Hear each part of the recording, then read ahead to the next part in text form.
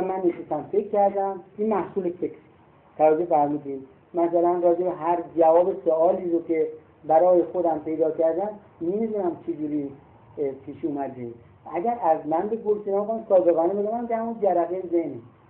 اما اگر که شما میخواید فکر کنید که مثلا فرض کنید فکر شده، خب بگیم فکر شده. کلیت ماجراست که انتهاش باید راجعش صحبت کنیم. کلیت ماجرا این که آقا این به درد میخوره یا نمیخوره، شیطانیست یا رحمانیست.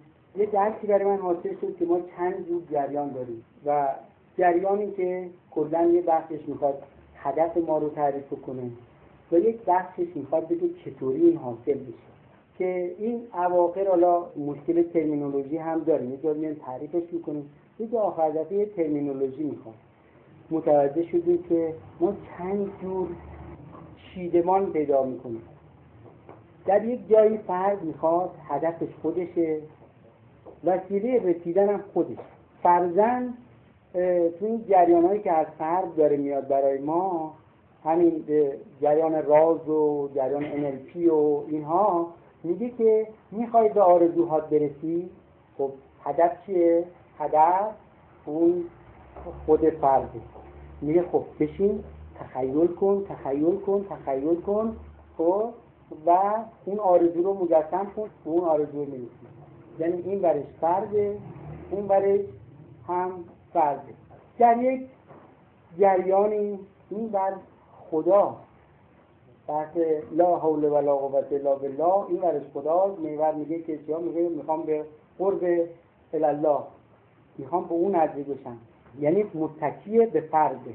حالتی که پایه و اساس این تفکر شد اینه که یه حالتی داریم که میخوایم محوریت او باشد، انجامش هم او، تسکیهش هم او باید انجام بده، علمش هم او باید بده، همه کاراش رو خودش باید بکنه.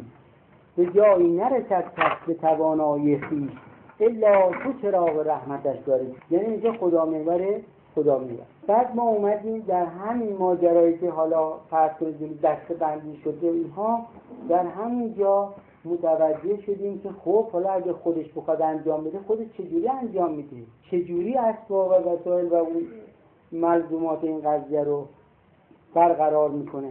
پی بردیم که بله یک ماجراهای جاری و رحمانیت او مفهوم عملی داره، نه شعاری، یا خدا رحیم، خدا بخشنده، اینا نمیشه. و من پی بردم که در واقع ظاهر باطن، اون چیزی رو که در ظاهر قرآن باش برخورد میکنید باطنی داره